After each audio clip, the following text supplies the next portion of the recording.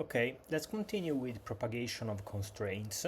So that we finish the section 3.3 and then we can move on with section 3.4. So computer programs are traditionally organized as one-directional computations, which perform operations on pre-specified arguments to produce desired outputs. On the other hand, we often model systems in terms of relations among quantities. For example, a mathematical model of mechanical structure might include the information that the deflection d of a metal rod is related to the force F on the rod, the length L of the rod, the cross-sectional area A, and the elastic modulus E via the equation. Such an equation is not one-directional. Given any four of the quantities, we can use it to compute the fifth. Yet, translating the equation into a traditional computer language would force us to choose one of the quantities to be computed in terms of the other four. Thus, a procedure for computing the area A could not be used to compute the deflection d, even though the computations of A and d arise from the same equation. In this section, we sketch the design of a language that enables us to work in terms of relations themselves. The primitive elements of the language are primitive constraints, which state the certain relations owed between quantities.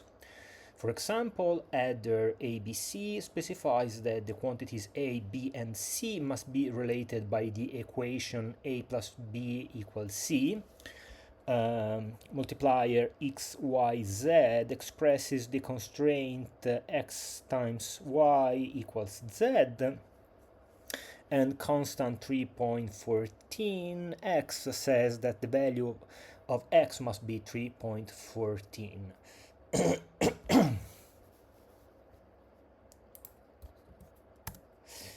Our language provides a means of combining primitive constraints in order to express more complex relations. We combine constraints by constructing constraint networks in which constraints are joined by connectors. A connector is an object that holds a value that may participate in one or more constraints. For example, we know that the relationship between Fahrenheit and Celsius temperatures is this one.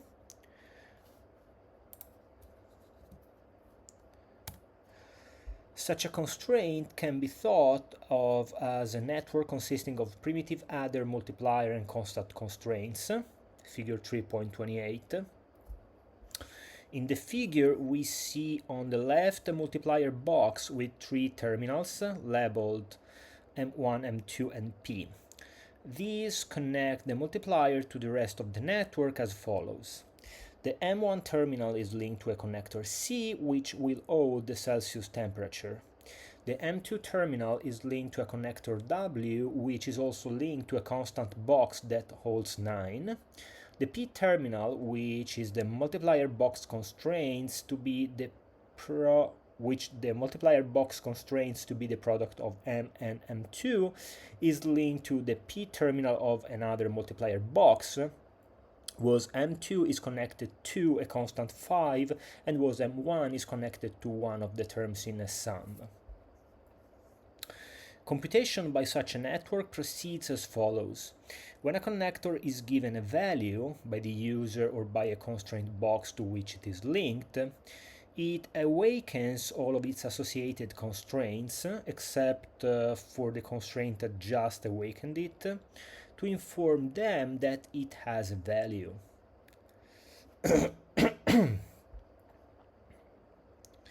Okay, figure 3.28 illustrates the relation between essentially temperature expressed in Fahrenheit and temperature expressed in Celsius as a constraint network.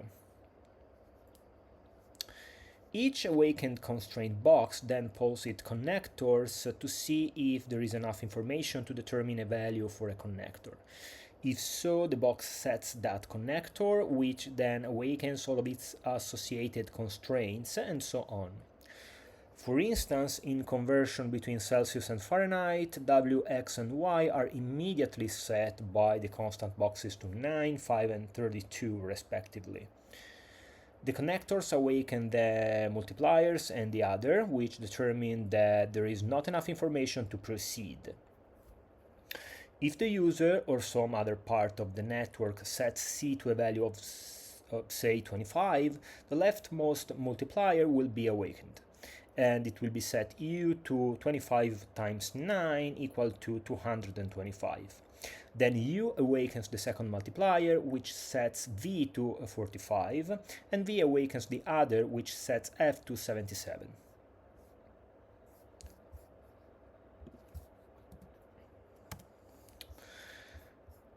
Using the constraint system. To use the constraint system to carry out the temperature computation outlined above, we first create two connectors, C and F, by calling the constructor makeConnector and link C and F in an inappropriate network. Okay, so we define C and F, and we link through this Celsius-Fahrenheit converter. Okay, the procedure that creates the network is defined as follows.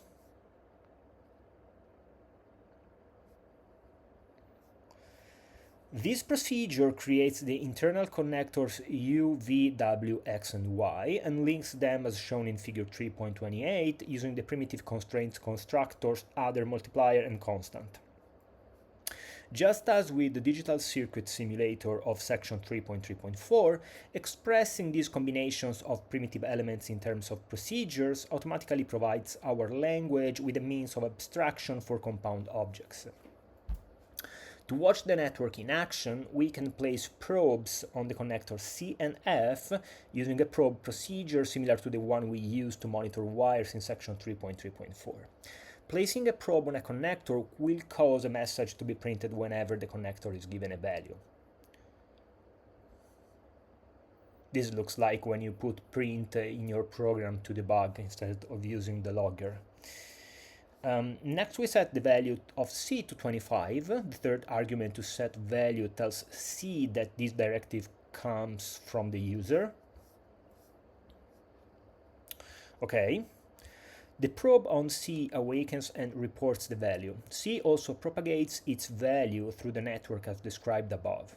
This sets F to 77, which is reported by the probe on F.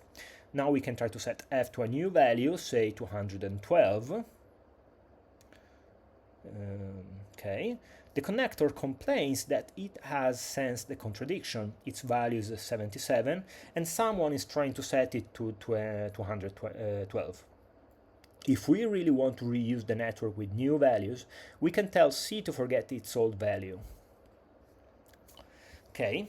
C finds that the user who set its value originally is now retracting that value, so C agrees to lose its value as shown by the probe and informs the rest of the network of this fact. This information eventually propagates to F, which now finds that it has no reason for continuing to believe that its own value is 77. Thus, F also gives up its value as shown by the probe. Now that F has no value, we are free to set it to 212.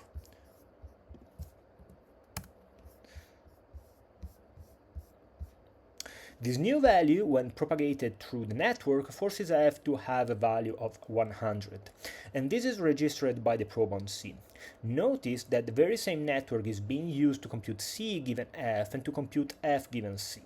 This non-directionality of computation is the distinguishing feature of constraint-based system.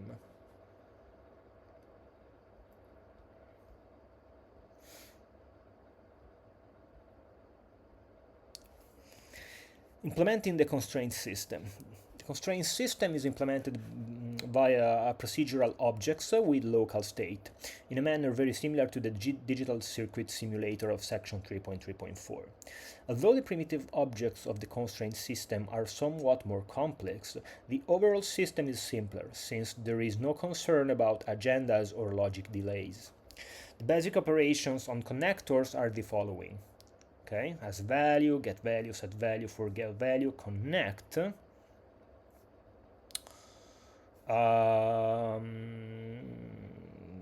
Okay, what connect, connector, new constraint tells the connector to participate in the new constraint.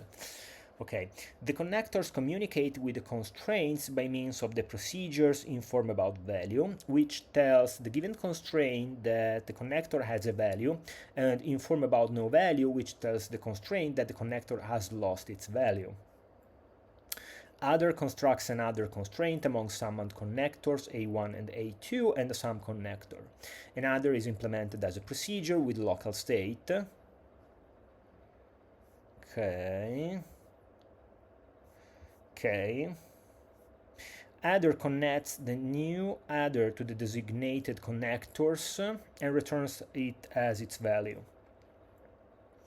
The procedure me, which represents the adder, acts as a dispatch to the local procedures. The following syntax interfaces are used in conjunction with the dispatch.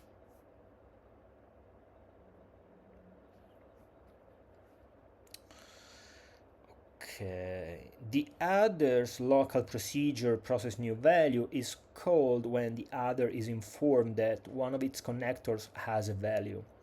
The adder first checks to see if both A1 and A2 have values. If so, it tells sum to set its value to the sum of the two addends. The informant argument to set value is me, which is the adder object itself. If A1 and A2 do not both have values, then the adder checks to see if perhaps A1 and sum have values. If so, it sets A2 to the difference of these two. Finally, if A2 and sum have values, this gives the adder enough information to set A1. If the adder is told that one of its connectors has lost a value, it requests that all of its connectors now lose their values. Only those values that were set by this adder are actually lost. Then it runs process new value. The reason for this last step is that one or more connectors may still have a value.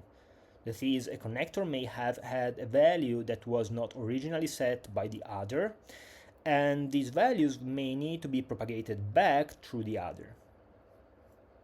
A multiplier is very similar to an adder. It will set its product to 0 if either of the factors is 0, even if the other factor is not known. Okay, makes sense. Okay, a constant constructor simply sets the value of the designated connector. Any I have a value or I lost my value message sent to the constant box will produce an error. Okay, finally a probe prints a message about the setting or unsetting of the designated connector.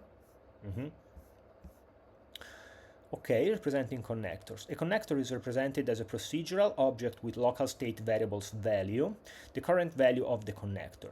Informant, the object that set the connector's value, and constraints, a list of the constraints in which the connector participates.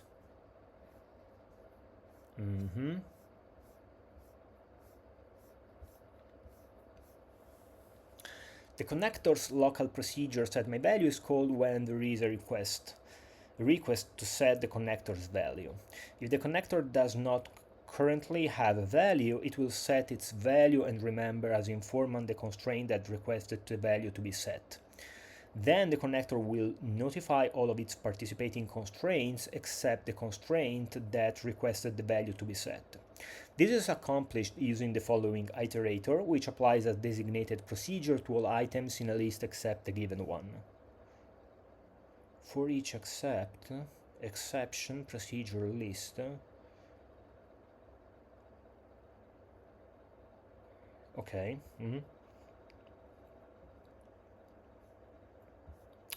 If a connector is asked to forget its value, it runs the local procedure forgetMyValue, which first checks to make sure that the request is coming from the same object that set the value originally. If so, the connector informs its associated constraints about the loss of the value.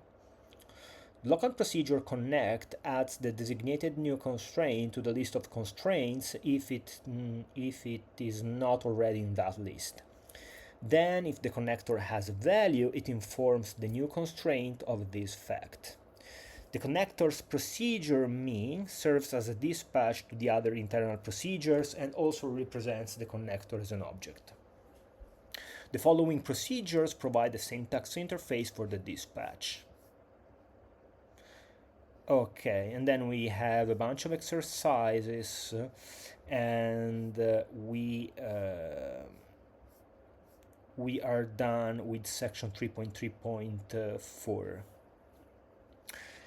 Okay, next time we'll do this concurrency. The time is of the essence.